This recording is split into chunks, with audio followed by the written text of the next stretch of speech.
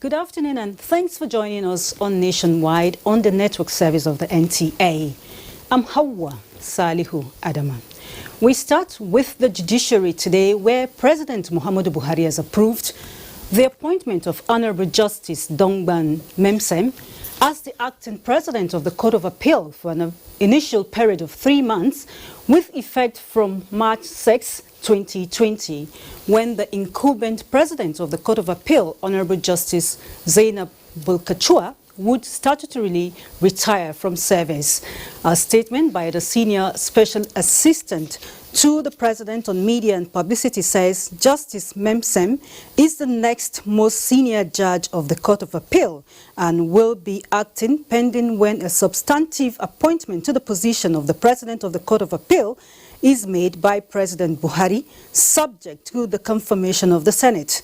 The President's approval of the appointment of Justice Memsem follows the recommendation of the Chief Justice of Nigeria in line with the provisions of Section 238, subsection 4 and 5 of the 1999 Constitution as amended.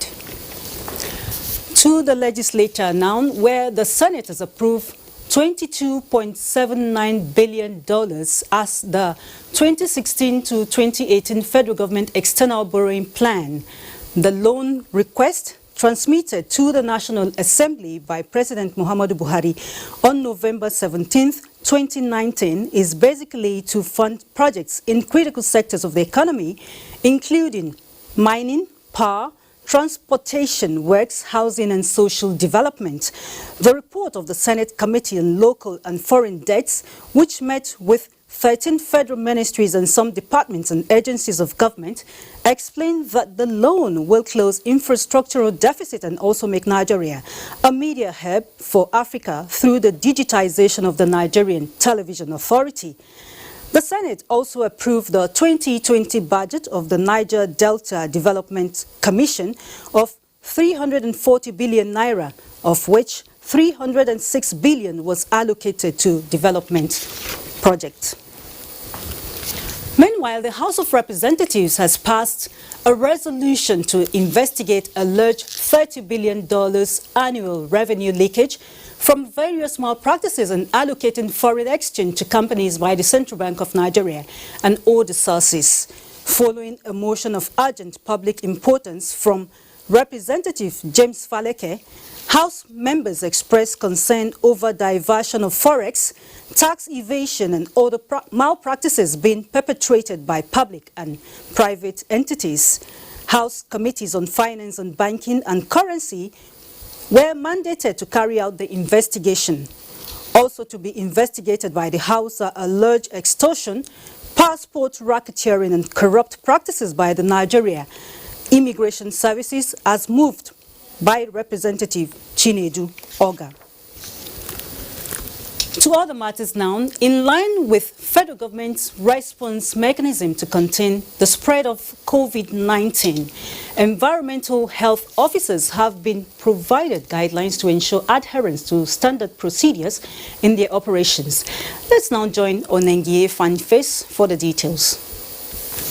COVID-19 outbreak has given rise to leverage the services provided by environmental health workers to increase surveillance of high-risk areas as part of measures initiated by the Ministry of Environment to contain spread of the virus. Government is committed to improving the state of the environment because most of the disease burden of the country hinge on low or poor standards of our environment.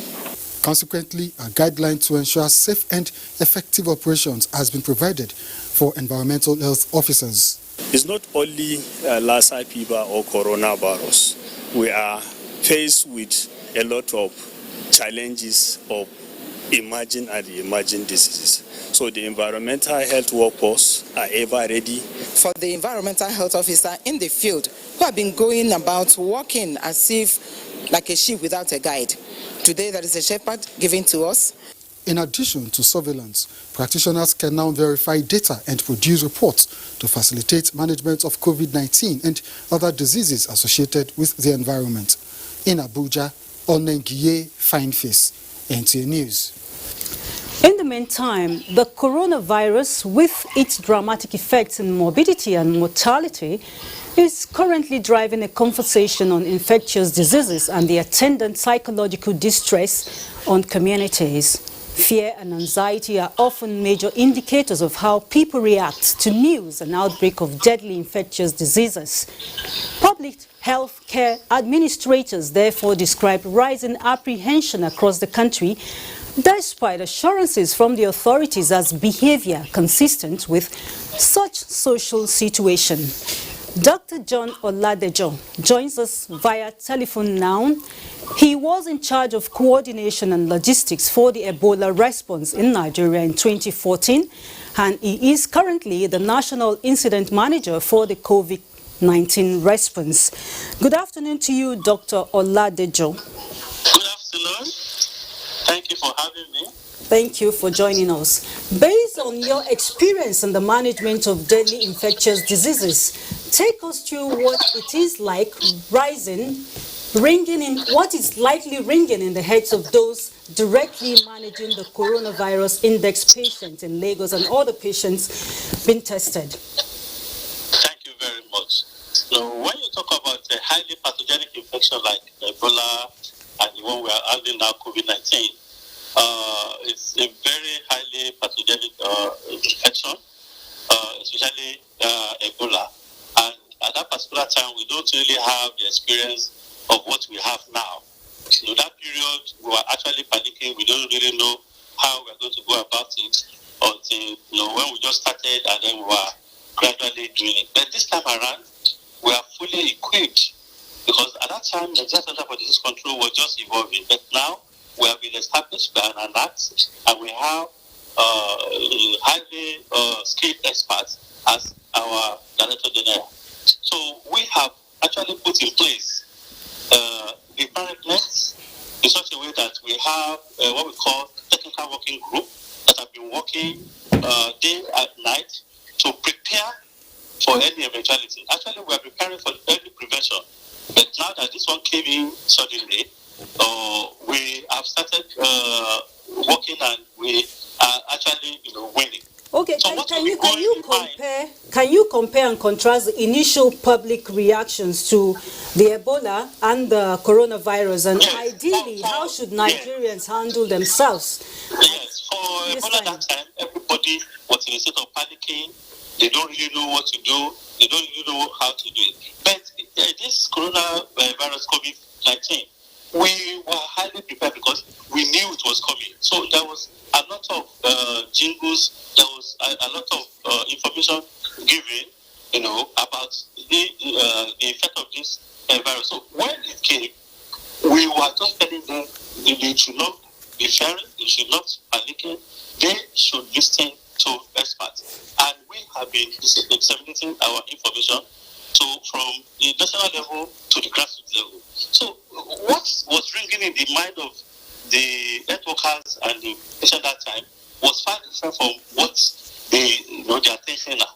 That time they were not sure whether they will be they will survive or they will be safe from this disease. But this time around, we have enough PPE, and we have prepared their mind psychologically, emotionally before this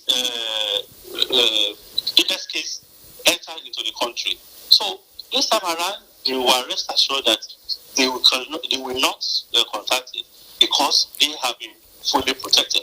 So you just mentioned the fact that you've been prepared for it. I know this is a novel, it's new, and I'm just wondering what makes this one different from the previous ones? Oh, what makes 21 is because it's new, it's novel.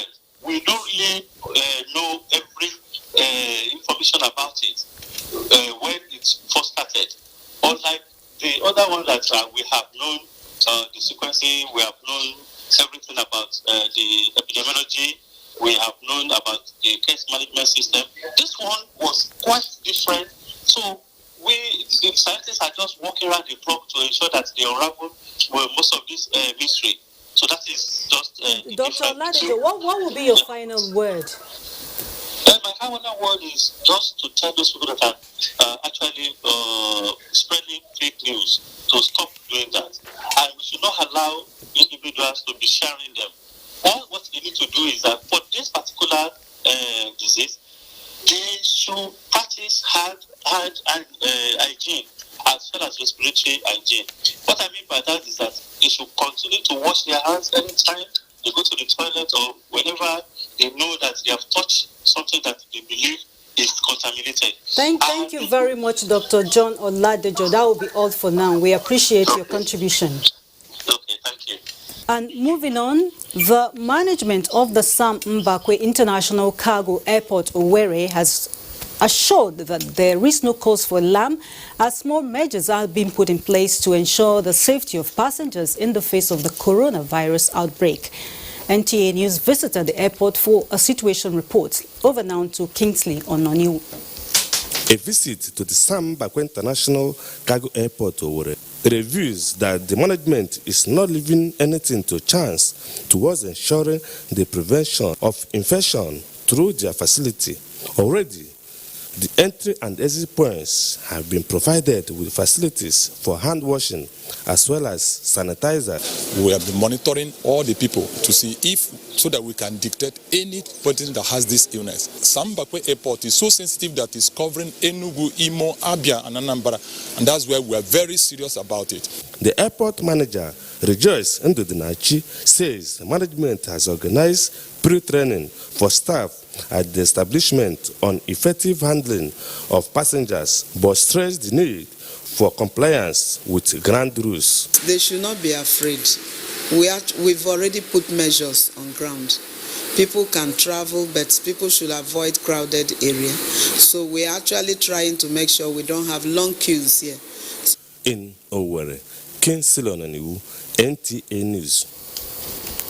The Benue State Executive Council has approved the sum of 10 million naira for the prevention of the coronavirus in the state and also expanded the membership of the State Emergency Response Committee.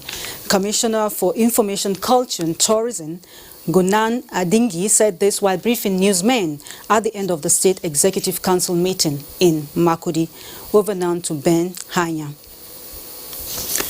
The Benue State Executive Council's decision to expand the membership of the Emergency Response Committee on Coronavirus in Benue State, as well as the release of 10 million naira, is to increase awareness and buy medical protective equipment to help the prevention of the disease. The Council also earmarked the Public Health Center, Agan, as an isolation center in case of an outbreak in Benue State. Approval was also given for the steering committee for the increase of livestock production, maize and cowpea. If there is a need for cases that are severe, more PHCs will be allotted. But for now, that's the level of preparedness and that's what government is doing. And funds have also been released to that effect. 2 road contracts were terminated. They are the Sankara Chito Vasi 41.92 kilometer road awarded at 4.8 billion naira since 2012 and Daudu Bajimba Road awarded to Hajar Construction Company since 2006. In Makudi, Bem Hanya, NTA News. It's nationwide on the network service of the NTA. We take some messages now. When we return, more reports. COVID-19 transmission is mostly through droplets from sneezing and saliva. The most effective way to protect yourself from the virus is to practice good personal hygiene. Wash hands with soap under running water or use an alcohol-based sanitizer if water is not available. Maintain at least 2 meters distance between yourself and anyone who is coughing or sneezing. Cover your mouth and nose with your elbow or tissue when you cough or sneeze. Dispose of the used tissue immediately. If you have traveled recently to a country with COVID-19 outbreak in the last 14 days and you have a fever, cough, or breathing difficulty, call NCDC toll-free numbers before going to the hospital. This message is from the National Orientation Agency.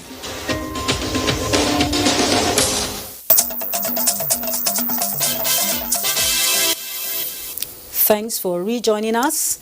Our Lagos Network Center is next on our lineup, and Dotun is our guide. Hello, Dotun, you're on. Thank you, Awa, for joining us in Lagos. The cooperation of citizens, especially in information sharing and maintaining personal and environmental hygiene, will help government better manage the coronavirus situation.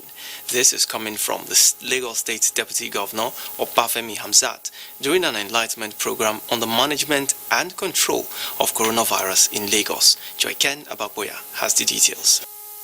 Since the index case of coronavirus was identified in February, Lagos State and the federal government have been working non-stop to ensure the virus does not spread. And so far, this has been achieved. From the provision of containment and management facilities, tracking of persons who had contact with the index case, to massive public enlightenment. This stakeholders forum is for traditional rulers, community leaders, market heads, and educationists and other residents to learn how to stay safe until the virus is effectively contained. The coronavirus that is ravaging the world today is not a death sentence, as long as detected cases are reported early. We are going to be relying on you for information.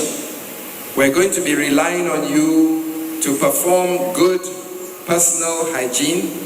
Participants appeal to government to improve its environmental safety measures and focus more attention on schools.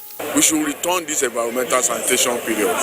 Perhaps just 1 hour instead of these 3 long hours. Then we see Lagosians, we'll be talking of Abuja, Igbo, Yoruba, Pidgin English and so on. So if they can use those medium to educate people, it will be more better and the awareness will go very well.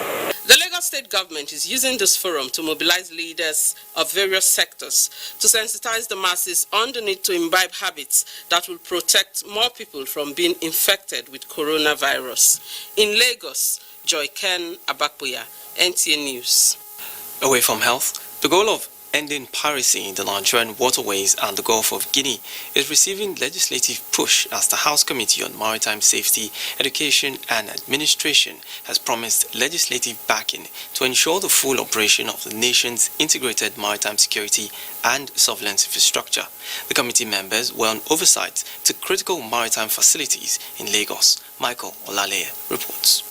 These 2 vessels are suspected of carrying out an illegal STO. This is the C4I Operational Center, the eye of the Deep Blue project and an integral part of efficient surveillance of the nation's maritime space. It is part of a comprehensive maritime architecture, raising the hope of players in the industry that the era of piracy, oil bunkering and illegal fishing, draining more than $2 billion from the nation's coffers, will soon be a thing of the past. This high expectation informed the visit of the House Committee on Maritime Safety, Education and Administration to this facility and other crucial maritime security outposts with the aim of strengthening legislation that will ensure their prompt utilization. You want to go to the sea and fight? No, this is the way we're going to fight it. And so we're putting all the measures in place, and we just have to make sure, like I said, that we get it done right and that we complete it and not have it be like an inchoate sort of project that's just never ending. To the Nigerian Maritime Administration and Safety Agency, NIMASA, This oversight visit is timely as it will go a long way at boosting its quest of promoting indigenous capacity in the shipping industry and ensure the goal of placing the country at the apex of maritime security. We are very focused on tackling our greatest challenge. That greatest challenge is piracy and maritime crime. And in other areas, you know that our record speaks for itself. Today, the world acknowledges that in West and Central Africa, we're number one in port state control. The committee, which also visited Navy Town Kirikiri, is now informed on areas of intervention that will be of assistance to the maritime domain. In Lagos, Michael Olale, NT News. The unity of the nation lies in the peaceful coexistence of the various tribes and promotion of the rule of law and social justice. This was the crux of a memorial lecture in honor of late President of the Odua's People's Congress, OPC, Frederick Fashion, to mark 25 years of the association in Lagos. George Gift reports that former President Olusegun Obasanjo was keynote speaker at the event. For 25 years, the Odua People's Congress, OPC, a non-partisan socio-economic and cultural group, has been advocating for social justice and the rule of law. The ideals and values of its founding fathers is to unite various ethnic groups, rekindle the hope of nationhood, common national identity, and also engrave the deep sense of patriotism among Nigerians. A vision of having a united Nigeria where tribe, religion does not play any part in who you become in the nation. I believe in Nigeria. Nigeria cannot break because OPC is not what we are seeing. The perception of society. In a keynote address, former Nigerian President Chief Olusegun Obasanjo advised the members to shun all forms of violent acts that could tarnish the image of the Yoruba race, urging them to pursue values that could promote national unity and development. Fashion is somebody to be honored. Fashion is somebody to be respected. Fashion was an icon when he was alive. Other speakers at the event described the late OPC leader Frederick Fashion as a true Democrat who fought for true federalism. And I think it's a message for us today, 25 years after, in terms of even our democracy. It's a realization of your culture, it's a realization of your values. We continue to promote peace, promote educational economic advancement, and protect unity that matters for all. There were several cultural displays from various ethnic nationalities in honor of the late OPC leader, Dr. Frederick Fashion, and to celebrate the 25 years of existence of the Odua People's Congress. In Lagos, Gift George, NTA News. And that report ends our contribution from Lagos. Nationwide continues with Hour in Abuja. Sure, Dotun. And now to security matters. The federal government says it has embarked on some initiatives to support the Nigerian armed forces in capacity building. The Minister of Defense, Bashir Magashi, said this at the 2020 National Policy Development Summit in Abuja, where he reeled out some of the achievements of the federal government in the fight against insurgency.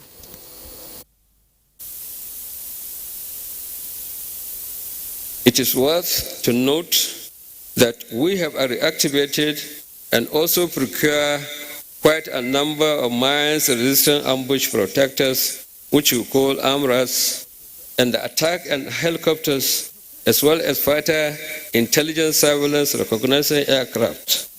These are already been inducted into the services and are currently responding to operational demands. The minister also added that the federal government is not resting on its oars until insurgents and criminal networks are defeated. Still staying with the military, no rehabilitated terrorist is being recruited into the Nigerian military. This is contained in a message by the Chief of the Defense Staff, General Abayomi Olonishaki, to the stakeholders meeting for the release of rehabilitated Boko Haram members in Abuja. Defense correspondent Ismail Musa has more. The Nigerian military has now been engaged in counter-insurgency operations in the northeast for over a decade, with recorded successes. What continues to make headlines is the fallout of the fight and its impact on socio-economic development in affected areas. to complement ongoing military operations being prosecuted through the theater of war. A non-kinetic, multi-agency and humanitarian program, Operation Safe Corridor, was introduced in 2015.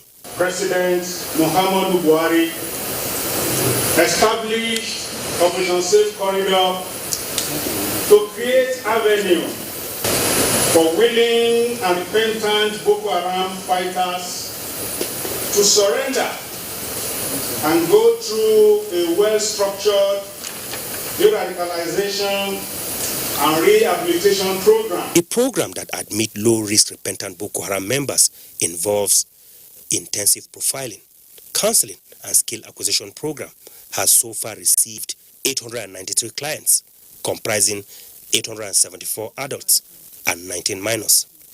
280 rehabilitated clients, including 2 Chadians, have been transferred to their respective national and state authorities.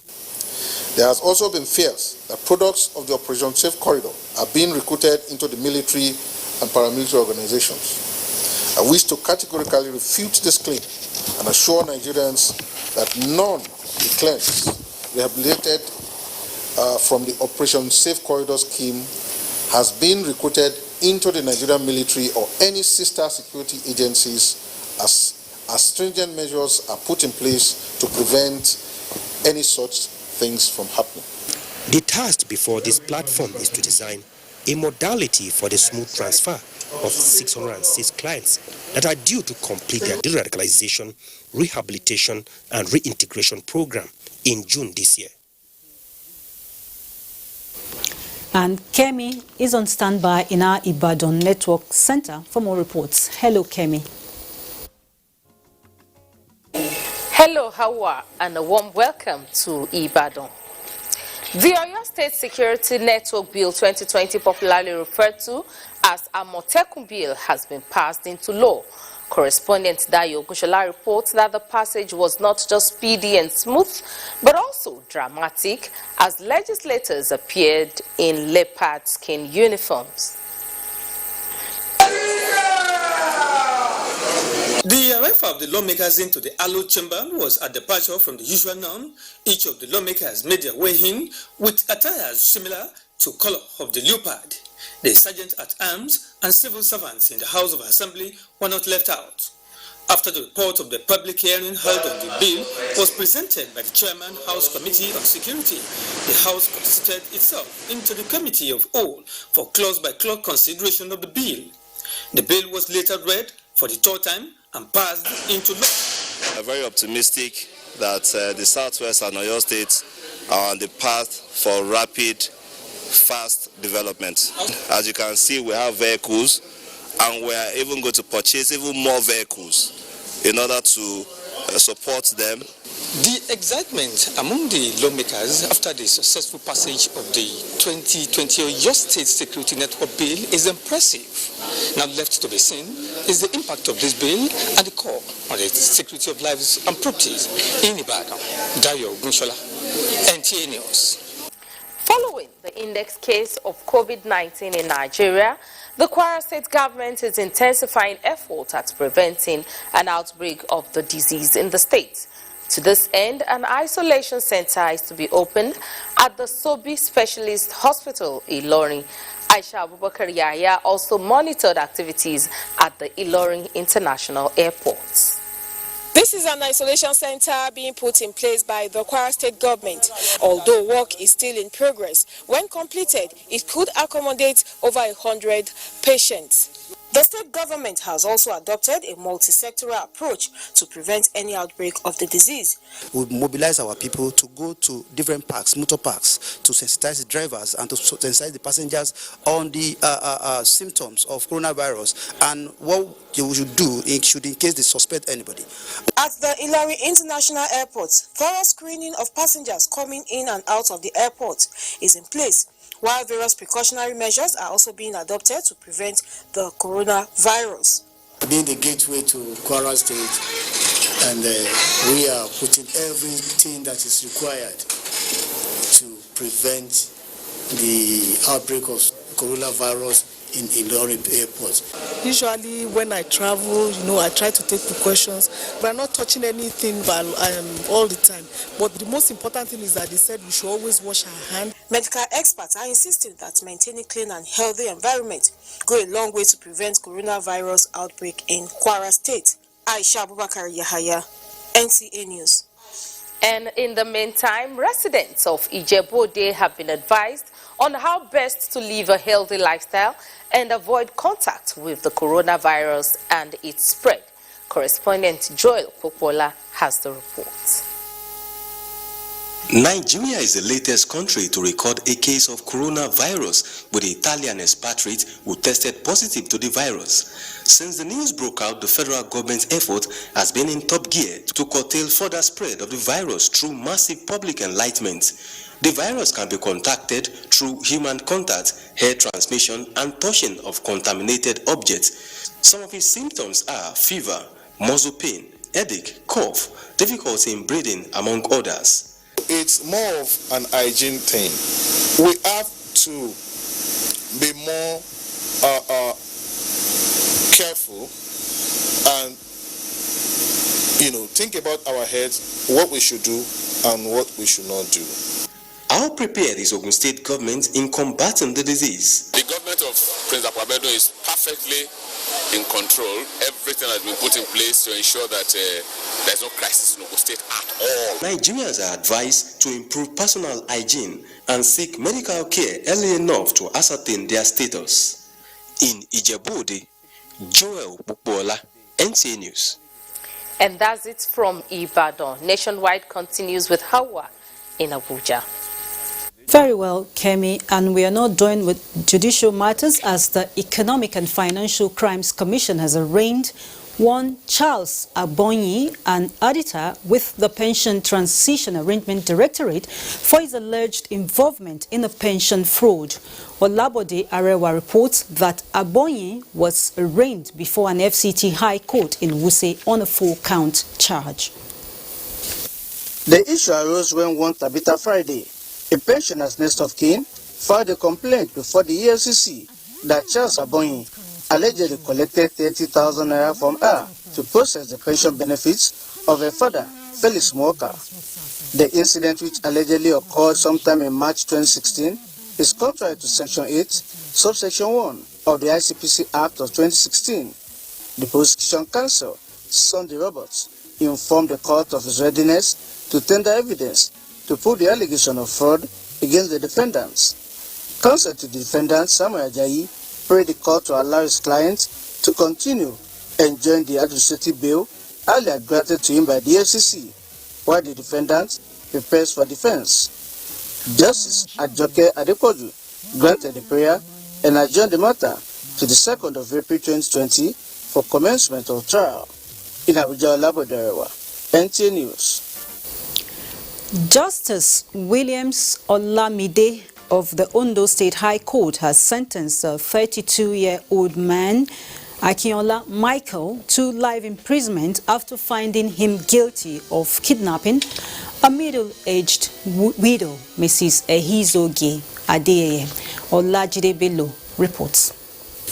In his judgment, Justice Williams Olamide held that both the testimonies of the prosecution witnesses and Michael's confessional statement to the police indicted him, saying the prosecution had also proved the case of kidnapping against him beyond reasonable doubt. Justice Olamide maintained that the court has no other option than to sentence the accused to life imprisonment. This will serve as a deterrent to all those who have that are criminal-minded in the state, that they don't have a resting place in Ondo State. Akinola has now been sentenced to life imprisonment for participating in kidnapping of one Adeyeye in the year 2015. The convict, Akinola Michael, and 3 others who were still at large kidnapped Mrs. Ehizoge Adeyeye at her residence after she returned from a year remembrance service of her late husband, demanding 2 million naira as ransom before the police arrested him in 2015. Olajide Bello, NTA News. And still staying with the judiciary, the retiring president of the Court of Appeal, Justice Zainab Adamu Bulkachua has called for greater attention to be paid across the country to the education and empowerment of the girl child and women generally. She made a call at the special valedictory court session held to mark her exit as the president of the Court of Appeal. Judiciary correspondent Femi Okewu has more. The attendance at the special valedictory court session for the retiring president of the Court of Appeal showed the effect of the service which Justice Zainab Bulkachua has offered Nigeria in her 43 years in the judiciary. Going from the Vice President of Nigeria, Professor Yemi Oshibajo, the Chief Justice of Nigeria, and 2 retired Chief Justices of Nigeria, 8 governors, 3 former governors, Supreme Court and Court of Appeal justices, and tens of other personalities in the bar and bench. This therefore sets the stage for her to speak on the area most dear to her now as she goes into retirement. I go away with good cheers, and I pray that the Almighty Allah answers our prayers and grant us the will to build a nation where peace and justice shall reign. Other key speakers who represented the legal community appraised Justice Zainab Bulkachua's tenure, saying it has been a blessing to Nigeria. Honorable Justice Zainab Bulkachua has remained one of the best legal luminaries that this nation can boast of in our present day and legal chronicle. She can listen patiently, answer wisely, consider soberly, and decide impatiently. The NBA therefore calls for the immediate appointment of additional justices of the Court of Appeal. If the success of Justice Zainab Bulkachua's tenure as President of the Court of Appeal and as a judicial officer were to be judged by the attendance at her valedictory court session, then one could easily come to the conclusion that she did not just end as a formidable judicial officer, but also touched the lives of various people in the process. From the Court of Appeal, Femi Okewu, NTA News. Thank you, Femi. And activities have been put on hold at the All Progressives Congress National Secretariat following a Federal Capital Territory High Court order that stopped Adams Oshiomhole from parading himself as the national chairman of the APC. Correspondent Saliu Abdullahi reports that 24 hours after the judgment, the Secretariat is under lock and key. As at the time he visited the party's headquarters in Abuja, staff were seen in groups outside the Secretariat building discussing the new development. Acting National Secretary of the party, Victor Giadom, was subjected to a moment of interrogation before he was allowed inside, but his efforts to make way for other staff were unsuccessful. It would be recalled that Acting National Secretary, while reacting to the court ruling, assured that the party's National Working Committee will meet on the current development. For now, the staff may have to wait for the decision outside while the security operatives maintain the lockdown. And Diba Barry is next in our Port Harcourt Network Center. It's your turn. Hello, Hawa, and welcome to Port Harcourt. River State Governor Nyesom Wike has sworn in 9 new commissioners to aid in the administration of the state. Ogedie reports that they were warned against ethnic and tribal sentiments. Governor Wike charged the new commissioners to serve the interests of the state and not their respective ethnic nationalities. He stressed that the appointment is not a political compensation, but a call to diligent service to the state. Let everybody hear it and hear it clearly. If you want to be an ethnic jingoist, please, as you live here now, write that he thought that this is a place where you can play an ethnic card. So since it is not a place, I don't think you can serve again. It will help us. The governor said the membership of the River State Executive Council is basically to enhance the development of the state. He said his administration is committed to doing that, while urging the new commissioners to carry their people along in the discharge of their responsibilities. Some of them speak. I'll be diligent in my responsibilities and do my best to see that we can advance the program of the government.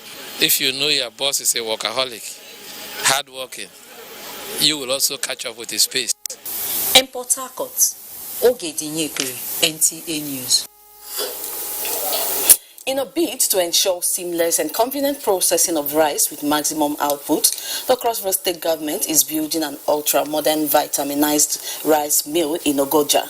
Paul Abel reports that Governor Ben Ayade is appealing to Nigerians to utilize the opportunity and key into rice farming due to its enormous benefits.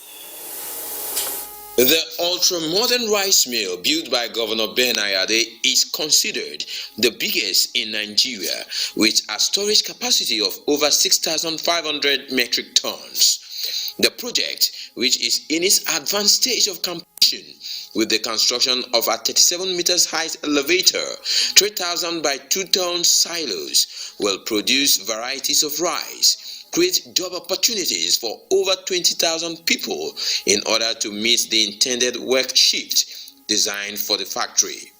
It will also improve revenue generation for farmers and Cross River State's economy. We have a milling line, we have the rice pounder section, and most importantly, we have a rice flour section that is also in. So the broken ones, which constitutes about 2% of it, will go into the rice pounder, and there also we vitaminize it. So we put some growth factors and growth hormones to support little kids to grow up. So I think this is completely digital. This is the way to go. When fully operational, the difficulties experienced in rice processing will be a thing of the past, as rice production will witness a boom in the entire value chain. In Calabar, Paul Abel, NTA News. A truck loaded with balloon transformers and other electrical installations have been intercepted by the men of the Nigerian Security and Civil Defense Corps in Port Harcourt, River State. Robinson Dertide reports on these and other achievements of the NSCDC in the last 1 month in the state. The long truck was intercepted along the line in Port Harcourt, loaded with 5 step-down transformers, one 200 kVA transformer, and 13 drums of transformer oil. Others are rolls of cables, bags of bolts, and fiber ladders used for vandalization. A command equally arrested a long truck conveying suspected crude oil at Igbeche and a pickup van loaded with suspected refined AGO stocked in cellophane bags at Elele. A total of 10 suspects were paraded in connection with the crimes. Those who are involved, they should please desist from tampering with government critical national asset and infrastructures. Nigerian Security and Civil Defense Corps, we have the powers to arrest, detain, investigate and institute legal proceedings against anybody who is reasonably suspected to must have committed any offense under our act. The Commandant, Lawal Mukhtar, appealed to the public to continue to support the command in its effort to protect the nation's critical infrastructures. In Port Harcourt, Robinson Derataide, NTA News. And as our contribution from Port Harcourt nationwide, we continue with Hawa in Abuja right after the break. Good evening.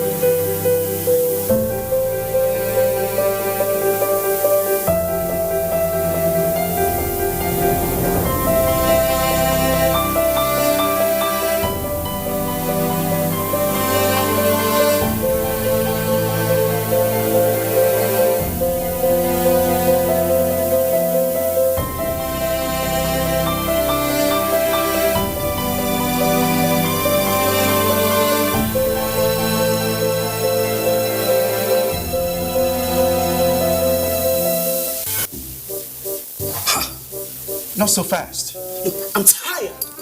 I want to check out of this country for greener pastures. Just calm down for a moment. Please sit down. Do you have a job where you're going to? No, but someone is arranging, Listen, Lincoln. Checking out of this country without proper planning means one thing. Unimaginable begin.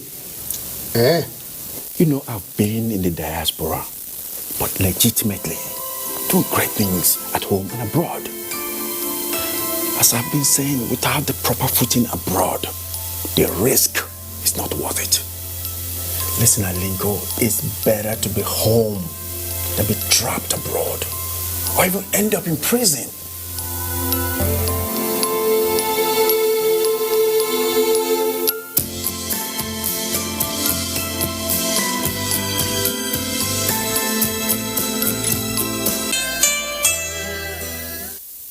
Lassa fever occurs when a person gets bitten by a rat carrying the Lassa virus. It is also contacted through the consumption of foods that have been contaminated by either the saliva, urine, or excreta of the rats. Lassa fever is deadly, so protect yourself and loved ones from it. Keep rats away from your homes. Ensure that leftover foods are properly covered at night and heat up properly before consumption. Wash fruits properly before you eat. Maintain regular hand wash with soap and water, as well as environmental sanitation. Report all feverish conditions and bleeding from the nose or mouth to the health facility nearest to you, and don't indulge in self-medication. This message is from the Nigerian Television Authority, the NTA.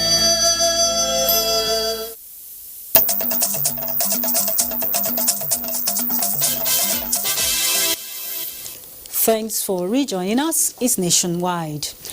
Truth and transparency in practice of the legal profession, practitioners say, is key to making justice run its course and serve as the last hope of the common man.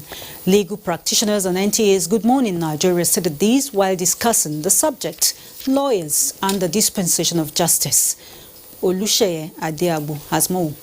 That you are a lawyer, you are supposed to cement justice to all, not only to your client, and that is where, if a client briefs you, you tell him the position of his case, the weakness or strength of his case. The moment you don't do so, you are not only cheating that man, you are cheating your conscience. Yunus Stars Usman, a senior advocate of Nigeria, frowning against unprofessional conduct of some lawyers, which he says is hampering speedy dispensation of justice in Nigeria. Other legal practitioners on the program also blamed the slow pace of administration of justice in Nigerian courts to failure on the part of principal actors not playing their roles. They are of the opinion that lawyers need to be truthful with their clients in giving the right and needed information to the bench for speedy dispensation of justice. On laws guiding electoral process, there were divergent views with a call to politicians to always obey the set rules, as this will help safeguard Nigeria's democracy. But is it thinking among politicians that if, for example, you score 10% of the total number of votes cast in an election and you accept it, it means you have accepted you're not popular. So they go to court. As one politician told me, it's also a way of keeping your matter alive so that the people will know that you're still interested in the office. That third option we are failing to apply is the problem. Which option? And the option is, why don't you order fresh elections so that the true will of the people in terms of majority would be expressed? While agreeing on the role of lawyers to be very critical in Nigeria's judicial system, the guests are optimistic of an improved justice sector devoid of lies. In Abuja, Olusheye Adiagbo, NTA News. The coalition of civil society and youth groups in Nigeria have commended the Buhari administration for promoting good governance, justice and meeting the needs of Nigerians through citizen-driven projects. The group, at a media briefing in Abuja, noted that the anti-corruption drive of President Muhammadu Buhari has put to a halt the several acts of financial fraud and secured conviction. It also pointed out that since 2015, the administration has introduced programs and projects such as the Anchor Barrel Scheme and Livelihood Improvement Family Enterprise, which have made the non-oil sector vibrant. 150 cooperatives are being established nationwide under the community value chain groups, which will have multiply effects to reach millions of people. 1,995,500 youths and 997,500 women for enhanced productivity. They have been engaged in the agricultural sector, transforming them from idleness to productivity. Huge investments in sectors such as road, rail, aviation, health, security and efforts at recovering looted funds, the group unanimously agreed are indications that government is keen to drive the change agenda. The government of President Muhammadu Buhari have done well. They have done their best to educate Nigeria about coronavirus. On the coronavirus, the civil group advised Nigerians to remain calm and observe high hygiene practices.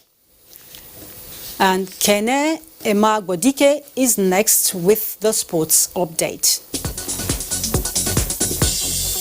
The Nigeria Cycling Federation has commenced the process of